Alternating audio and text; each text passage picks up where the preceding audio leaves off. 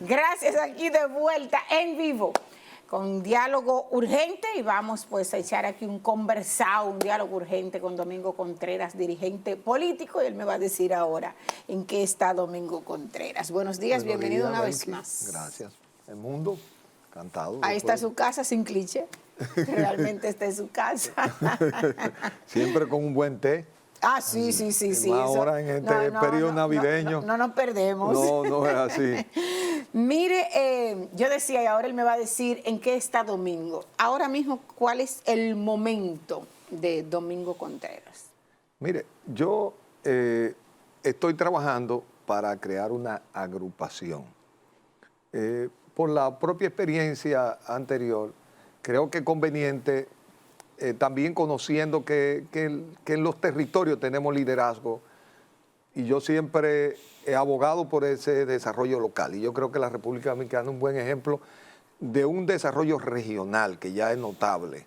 La provincia de la Altagracia, sobre todo Punta Cana, el Cibao, no hay que decirlo porque ya eso es histórico, el Gran Santo Domingo, y el sur siempre se está apuntalando, y yo creo que todo el esfuerzo que se ha hecho en estos últimos años de un polo agrícola, todo el tema de soporte a toda la industria de construcción, y yo creo que el turismo ya apuntalado hacia la zona de Pedernales, pero a eso hay que, todavía siguen habiendo en temas esenciales de servicio, en una isla como la nuestra, que sus recursos naturales son fundamentales, son parte de su desarrollo, de este modelo de desarrollo, que el turismo es un elemento transversal para apuntalar los demás sectores. Todo el tema es fundamental que se entienda y que los gobiernos locales o los ayuntamientos entiendan esos roles. Yo creo que eso es importante, seguir apuntalando y fortaleciendo esa línea hacia lo local con un componente de lo ambiental. Entonces yo, mirando la oposición, porque es una cosa que la he visto siempre a lo largo de la carrera política, la capacidad de que podamos juntarnos, podamos crear coaliciones. En un momento que uno mira cómo le ha ido a los partidos políticos en América Latina. Fíjense que ahora en Uruguay vuelve y gana el frente porque han sido capaces de articularse y convivir entre ellos. Y a veces gana el de uno de los grupos o de los partidos que conviven ahí, representa al frente en su totalidad, pero el frente ha sido extremadamente exitoso a lo largo del tiempo electoral. Lo mismo ocurrió en Chile. En República Dominicana nosotros lo logramos con el PLD. El PLD fue una coalición magnífica, no solo electoral, sino también para gobernar, darle estabilidad, darle perspectiva al país y darle un largo plazo. Y la institucionalización que hemos logrado de esta división que se ha apuntalado después del 2020, lo intentamos encontrar un punto de encuentro en el 2024. Y no logramos ese resultado, fue una alianza que todavía no era sincera esa alianza. No tuvo el momento ni el entendimiento de la fuerza, de las dos principales fuerzas que estaban conviviendo. Todavía están muy recientes la de confianza, ¿no? Porque, por ejemplo, fíjate que sabiendo del método de Hong, nosotros le dimos 36 diputados al PRM. Hay 26 provincias donde la alianza no sacó ningún diputado, y cuando tú sumabas los votos de ambos separados, te daba un diputado. El de ellos que fuera de mayor votación. Hay diputados o diputadas que sacaron 15,000 votos, como Priscila de Olio, en la provincia María Trinidad Sánchez, y una diputada con 2,000 votos es hoy la representante en el Congreso Nacional, porque... O como pasó con Horacio aquí en la capital. Cierto, como Horacio. Esas son cosas que no pueden ocurrir porque te quitan un liderazgo real del territorio, la pluralidad que se requiere, y le dimos 2/3 partes al partido de gobierno, lo que no es bueno para la democracia. La pluralidad y la diversidad siempre un elemento esencial. Entonces yo pienso que como ahora, que el 28 es una coyuntura diferente, en la que cómo encontramos también en ese resultado. El único que tuvo un resultado, digamos, tanto en el nivel municipal como congresional, fue la provincia de San Juan, Félix Bautista, Lenín. En la capital lo intentamos, pero aquí Omar Fernández logró a ganar esas elecciones, montado en la alianza, pero también logró concitar el apoyo de otros sectores. Entonces, yo creo que este es un momento en el que lo que hemos sido parte de esta tradición, de esta militancia, tenemos que estar abiertos a la posibilidad de encontrar ese punto de consenso para darle una alternativa diferente al país. Entonces yo creo que se requiere un nuevo rumbo y en esa dirección estoy trabajando. Domingo, es decir, apuntalando personas que igual que yo, dirigentes políticos y sociales, porque en esto ya he encontrado mucha gente que no son, o quizás fueron militantes en un tiempo, gente muy jóvenes, que probablemente esta va a ser su primera militancia de cara a encontrar ser parte de una coalición opositora que en principio apuntala a ver a alguien que comience a la gente a aspirarlo,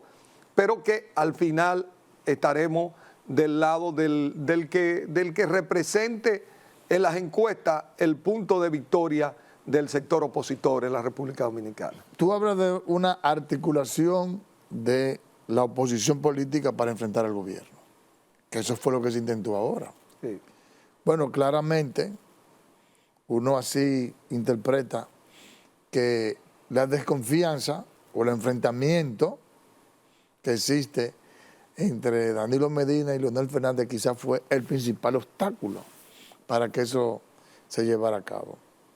Yo te pregunto, ¿qué posibilidad hay si se mantiene esa rencilla de que ahora haya espacio para la articulación, el consenso de una oposición de confianza, de que pueda ser lo realmente integrada como para enfrentar al gobierno en el 28? Mira, la democracia es rara, pero siempre logra abrir su puerta para encontrar las soluciones a los momentos que se viven. Yo pienso que para el 2028 habrá un candidato potente de la oposición.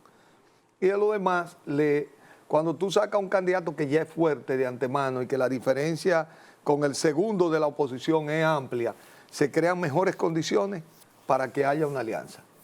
Y además, yo creo que la enseñanza en el tiempo nos indicó que, por ejemplo, los candidatos senadores, candidatos a alcalde, los diputados es diferente porque son candidaturas plurinominales.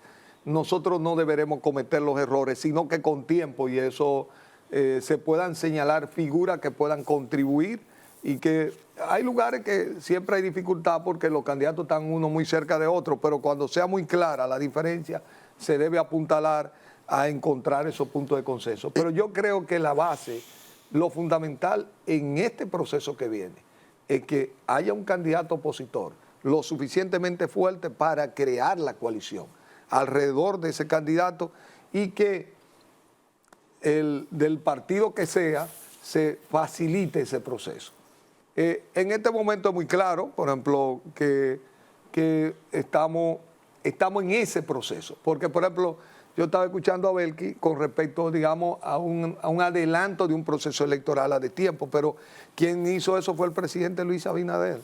Cuando al hacer tan temprano, decir que no va, creó un vacío que alguien se quiere llenar.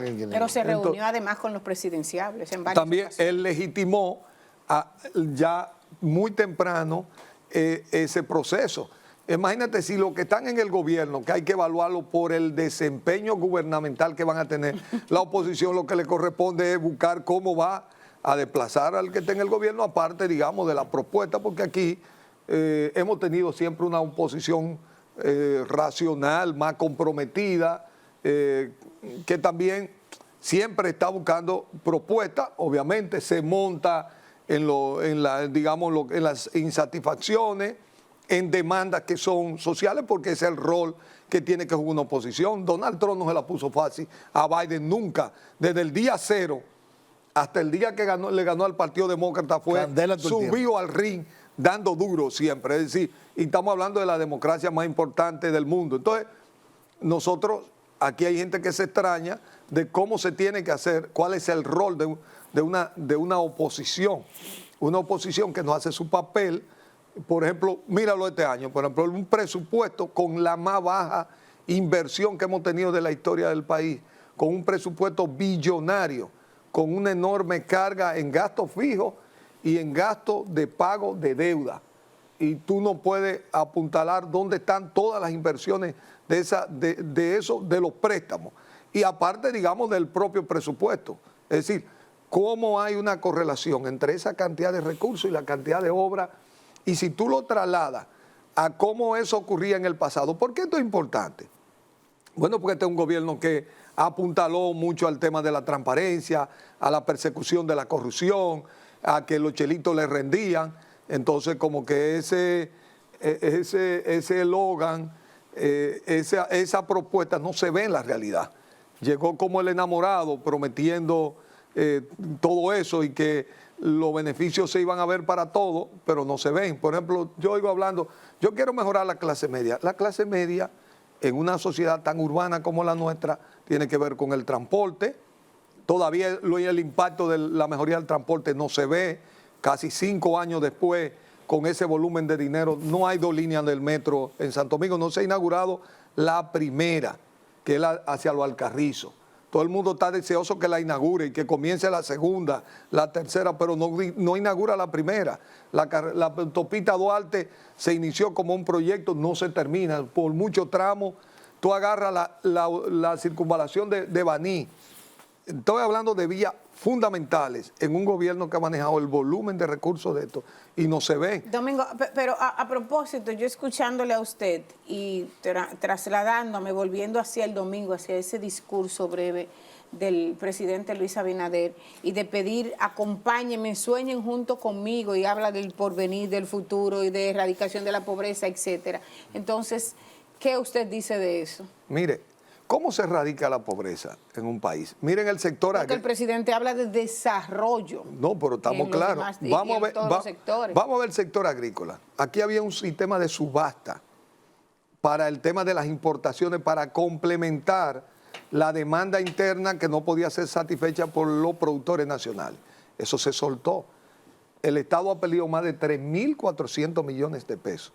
Y esto ha tenido un impacto negativo en sectores agrícolas importantes. Usted ve ya productores de diversos sectores protestando en este momento.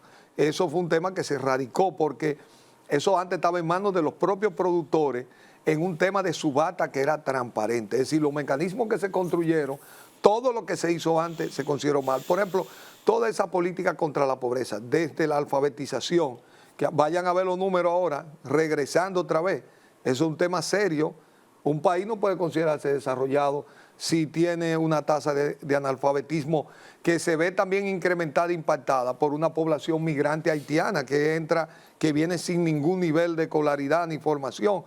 Es decir, cómo estos programas que combaten la pobreza, el gobierno lo sacó de su escenario. Por ejemplo, el tema de los medicamentos de alto costo que empobrecen a la familia. Y ya son muchas las familias dominicanas que tienen una persona con cáncer. Cuando una familia no tiene la protección del Estado, con ingresos medios, termina vendiendo la casa y termina volviendo a la pobreza porque estos familiares en un largo plazo te consumen una cantidad de recursos que comienza con la solidaridad, pero termina con los pocos bienes que la familia haya podido acumular para poder atender esta necesidad. Entonces, hoy el transporte no es mejor. La familia tiene que invertir una cantidad de dinero y la clase media en los centros urbanos todavía sigue teniendo estos problemas porque este gobierno, es verdad, que lo ha repetido una y otra vez. Y yo creo que tenemos que soñar con el presidente porque todos queremos una República Dominicana fuerte, inclusiva, todo lo que representa eso. Hay sectores como el turismo que se han mantenido, que se han apuntalado, y es importante porque no todo, hay luces y sombras, pero ese anhelo del presidente, por ejemplo, los salarios que tienen los egresados universitarios, por eso nosotros estamos, eso que escuchamos de muchos jóvenes que se van al exterior y se quedan, es porque ese es un problema, no es un problema de este gobierno, porque no es un problema muy estructural de la economía dominicana, el tema de los bajos salarios, que comenzó, digamos, los gobiernos del PLD comenzaron mejorándolo en sectores profesionales como los profesores, todavía los médicos están un poco lejos de esos salarios y se ha apuntalado a otros sectores. Pero yo creo que ese sueño hay que darle un cambio de rumbo porque bajo este gobierno ha comenzado a poner en peligro muchas de las conquistas que teníamos antes. La gente siente que la estamos perdiendo. Por ejemplo, la vivienda. Nosotros teníamos una vivienda de bajo costo con el fideicomiso. Yo recuerdo de alguien que menos de 1 millón comenzó en 998,000 pesos adquirir una vivienda en el Pablo Mella, que es un proyecto que hizo Lobisonó cerca ahí de los Alcarrizos. Pero hoy una vivienda de bajo costo anda en los 4 millones, 5 millones hoy, 5.200.000. ¿Cuánto paga la mensualidad de una vivienda como esa? Anda cerca de los 40,000 pesos. Para eso, una familia tiene que tener 5 salarios, 5 por 40 son 200,000 pesos. Una pareja, ¿cuántas parejas en el país ganan 200,000 pesos de bajo costo?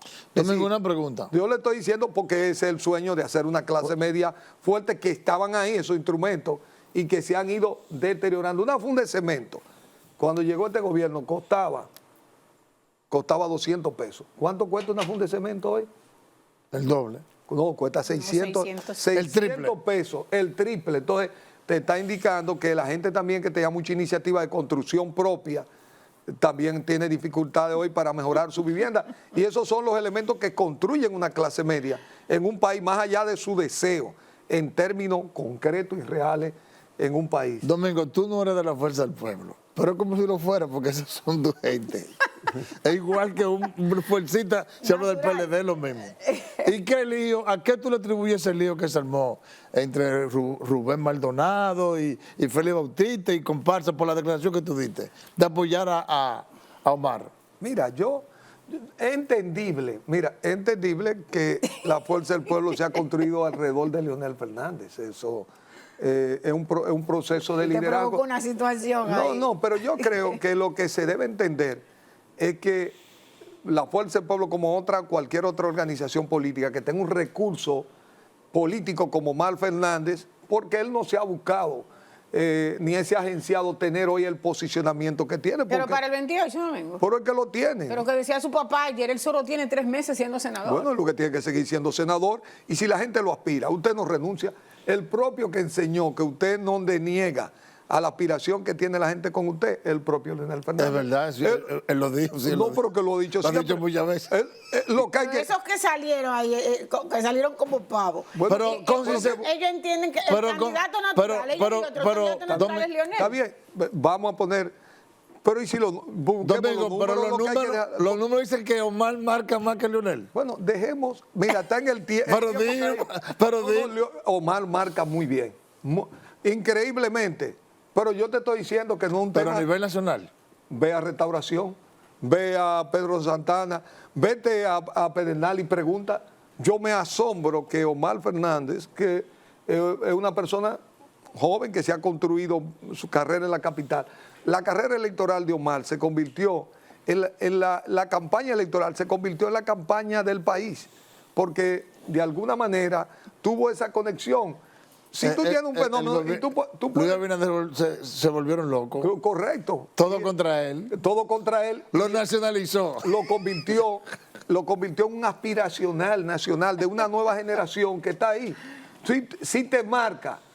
Además, Omar fue un experimento exitoso en el que Danilo y Leonel concurrieron votando por él exitosamente en la capital. Es decir, demostró que puede ser un candidato que pueda unificar la fuerza en un momento dado, en un experimento concreto, porque uno puede decir, bueno, pero tú puedes mencionar un grupo de nombres que lo puede lograr, es que ya él lo logró, él no es un decir, como dice. Usted no desiste, seguirá trabajando en su proyecto hacia Fuerza del Pueblo y Omar. Mira, yo creo que... Ya para finalizar, porque mira el guardia y ya. No, está muy bien. Yo creo que hay que dejar correr el proceso y hay que seguir midiendo. Porque tú no te puedes negar a lo que la gente quiere. La política se trata de interpretar el sentimiento mayor, más allá de lo que podamos querer los dirigentes. En mi caso lo he dicho, he descubierto que Omar es un catalizador del voto y de la posibilidad de construir una coalición opositora exitosa. Pero estaré del lado del candidato que coja la oposición.